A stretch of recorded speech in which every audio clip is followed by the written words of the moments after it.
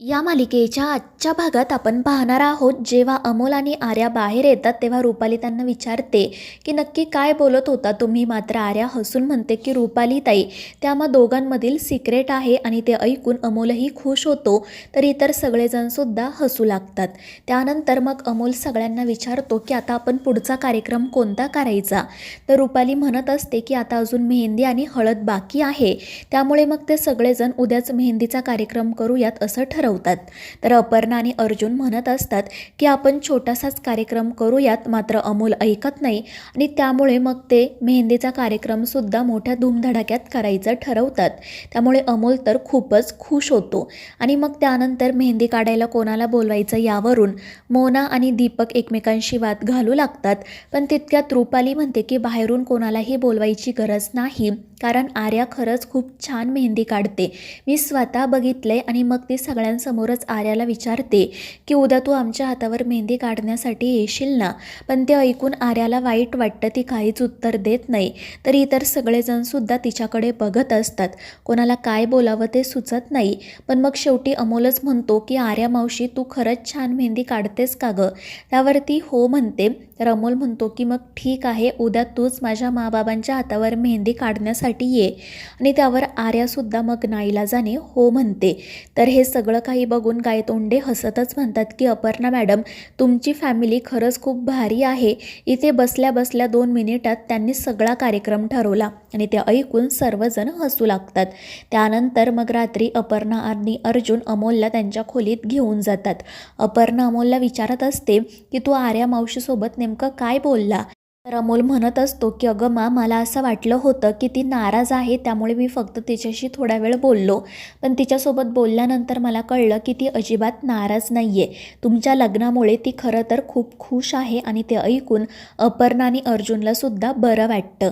मात्र त्यानंतर अपर्णा अर्जुनला म्हणते की आपण आपल्या नात्यामुळे आर्याच्या भावनांचा खेळ तर केला नाही ना. मात्र अर्जुन म्हणत असतो की अप्पे, आता ना याचा आपण जास्त विचार करायला नको. आणि तसंसुद्धा आर्याचं माझ्यासोबत काही भविष्य नव्हतं, त्यामुळे जरीही भावभावनांचा खेळ झाला असला ना, तरीही तो चांगल्यासाठीच झाला आहे असं समज आणि पुढे जाऊ.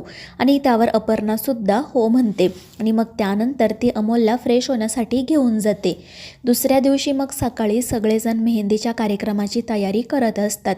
तर अमोल मोनाला विचारत असतो की या सगळ्या तयारीचा तू व्लॉग शूट का करत नाहीये.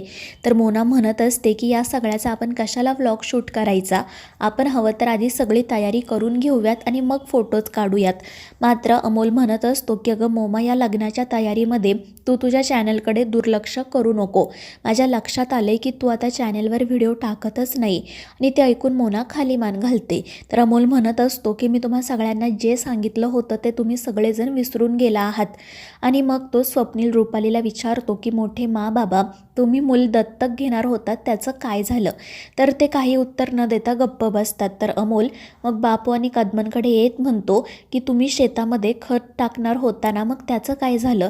त्यावर तेही दोघेजण काही बोलत नाही. तर अमोल त्यांना म्हणत असतो की तुम्ही प्लीज तुमची कामं करा. या लग्नाच्या गडबडीमुळे आणि माझ्यामुळे तुम्ही तुमच्या कामांकडे दुर्लक्ष करून घरात बसू नका. आणि मग तो दीपकला सुद्धा सांगतो की मामा, तू तुझ्या कामाकडे व्यवस्थित लक्ष दे. तर दीपक म्हणत असतो की हो भांजे, तुम्ही काळजी करू नका. एकदा का हे लग्न झालं की बघा मी किती छान काम करतो ते. तर मोनासुद्धा म्हणते की हो छोटे सरकार, मी सुद्धा आता रोज एक चॅनलवर व्हिडिओ टाकत जाईल, आय प्रॉमिस. आणि ते ऐकून अमोल खुश होतो. आणि मग त्यानंतर ते सगळेच जण आम्ही आपापलं काम व्यवस्थित पूर्ण करू हे अमोलला सांगतात. त्यामुळे त्याला खूप आनंद होतो. मग अपर्णा आणि अर्जुन त्या ठिकाणी येतात. तर दीपक त्यांना एक छान सरप्राईज देतो. त्याने त्या दोघांच्या लग्नाची पत्रिका छापलेली असते. आणि ती पत्रिका बघून सगळेच जण खूप खुश होतात. आणि मग त्यानंतर अपर्णा आणि अर्जुन अमोलला घेऊन हॉस्पिटलमध्ये जाण्यासाठी निघतात. तर घरातील सगळेजण अमोल लवकरात लवकर बरा व्हावा म्हणून देवाकडे प्रार्थना करत असतात. त्यानंतर हॉस्पिटलमध्ये अपर्णा आणि अमोल गप्पा मारत असतात. अर्जुनसुद्धा त्यांच्यासोबतच असतो. अमोलने संकल्पला म्हणजेच माणिक काकांना पत्रिका देण्यासाठी आणलेली असते. आणि तितक्यात संकल्प तोंडाला मास्क लावून त्या ठिकाणी येतो. तर अमोल त्याला मोठ्याने आवाज देत थांबवतो. त्यामुळे संकल्प घाबरतो. मात्र त्याने तोंडाला मास्क लावल्यामुळे अपर्णा आणि अर्जुनला पटकन तो काही लक्षात येत नाही. त्यानंतर ते दोघेजण त्याचे आभार मानत म्हणतात की माणिक काका, आमच्या या अवघड परिस्थितीमध्ये तुम्ही आम्हाला खरंच खूप साथ दिली आहे, आमच्या बाळाची काळजी घेतली आहे. आणि त्यावर संकल्पसुद्धा फक्त मान डोलवत हो म्हणतो. आणि मग त्यानंतर अपर्णा आणि अर्जुनच्या लग्नाची पत्रिका अमोल संकल्पाला देत म्हणतो की माणिक काका, तुम्ही माझ्या माबाबांच्या लग्नासाठी नक्की या. आणि त्यावर तो संकल्प हो म्हणतो. आणि मग त्यानंतर तो अमोलला घेऊन तेथून जाण्यासाठी निघतो. मात्र तितक्यात अर्जुनला काहीतरी जाणवतं. त्याच्या लक्षात येतं त्याने या ऑर्डबॉयला आधीसुद्धा बघितलं आहे. आणि मग त्याला संकल्प लक्षात येतो आणि तो मोठ्याने माणिक काका अशी हाक मारतो. त्यामुळे संकल्प जागच्या जागी थांबतो. तो खूपच घाबरलेला असतो. तर अर्जुन रागातच त्याच्या जवळ जातो आणि तो संकल्पाच्या खांद्यावर हात ठेवून त्याला स्वतःकडे वळवणार. इतक्यात संकल्प त्या व्हीलचेअरला पाठीमागून जोरात गुडघा मारतो आणि त्यामुळे त्यावर बसणारा अमोल खाली पडतो. मात्र अपर्णा पटकन त्याला सावरते आणि पुन्हा व्यवस्थित व्हीलचेअरवर बसवते. नेमकं काय घडले कोणाच्याही लक्षात येत नाही. तर संकल्प आवाज बदलत अर्जुनला म्हणू लागतो की तुम्ही हाक मारली ना, त्यामुळे माझा हात सुटला आणि यांना त्रास झाला. त्यामुळे अपर्णा म्हणते की तुम्ही प्लीज अमोलला सुखरूप घेऊन जा, त्याला कोणताही त्रास होता कामा नये. आणि मग संकल्प पटकन अमोलला तेथून घेऊन जातो. मात्र अर्जुनला काहीतरी विचित्र घडत आहे हे जाणवतं. त्यानंतर मग जेव्हा ते घरी येतात तेव्हा मेहंदीच्या कार्यक्रमाला सुरुवात होते.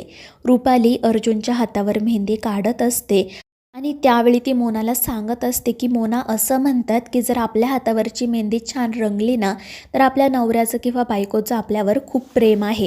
आणि त्यावर मोना हसतच म्हणते की हो रुपाली ताई, माझ्या लग्नाच्या वेळी माझ्या आईने मला ही गोष्ट सांगितली होती आणि तेव्हा माझ्या हातावरची मेहंदीसुद्धा खूप रंगली होती. आणि ते ऐकून दीपक तर खुश होतो. मात्र त्यानंतर तो मोनाची मस्करी करत म्हणतो की अगं पण माझ्या हातावरची मेहंदी तर अजिबात रंगली नव्हती. आणि ते ऐकून मोना चिडते. पण अपर्णा आणि अर्जुन त्या दोघांमधील भांडण थांबवतात. मात्र त्यावेळी अपर्णा अर्जुनकडे बघत खूप लाजत असते. त्यामुळे रुपाली आणि मोना तिला चिडवत असतात. त्यानंतर मग आर्यासुद्धा त्या ठिकाणी येते. तिला बघून अमोल तर खूप खुश होतो. आणि मग रुपाली तिला सांगते की तू अपर्णाच्या हातावर मेहंदी काढ. त्यामुळे आर्या अपर्णाच्या हातावर मेहंदी काढण्यासाठी बसते. तर त्यावेळी अपर्णा तिला विचारत असते की आर्या, तू ठीक तर आहेस ना? तर आर्या म्हणते की हो अपर्णा मॅडम, मला काय होणार आहे? तर अपर्णा म्हणते की तसं नाही, पण मला खरंच ना तुझं खूप कौतुक वाटतं. तू सगळ्या गोष्टी विसरून पुढे जातेस याचा मला खरंच खूप आनंद आहे. आणि त्यावर आर्या म्हणते की अपर्णा मॅडम, मला पुन्हा आता या विषयावर बोलायचं नाही आहे, मी ते सगळं विसरायचं ठरवलं आहे. तर अपर्णा म्हणते की ही चांगलीच गोष्ट आहे आणि तसंही काही गोष्टी आपल्या हातात नसतातच. तर आर्या मनाशी म्हणत असते की अपर्णा, तू काही म्हण, मात्र माझं अर्जुनवर खरंच खूप प्रेम आहे आणि ते कायम राहील. मात्र फक्त त्याच्या मनाचा विचार करून मी पुढे जायचा निर्णय घेतला आहे. आणि मग त्यानंतर ती अपर्णाच्या हातावर छान मेहंदी काढते. तर दुसरीकडे अर्जुनने सुद्धा छान मेहंदी काढलेली असते. तर अमोल त्याचे छान फोटो काढतो. त्यामुळे सगळेच जण आनंदात असतात. दुसरीकडे संकल्प मात्र म्हणत असतो की अर्जा आणि अप्पे, तुमच्या लग्नाचा दिवस मी कसा उद्ध्वस्त करतो ते आता बघाच तुम्ही. तर मित्रांनो, या मालिकेच्या पुढील भागांच्या अपडेट्ससाठी आपल्या चॅनेलला सबस्क्राईब करा.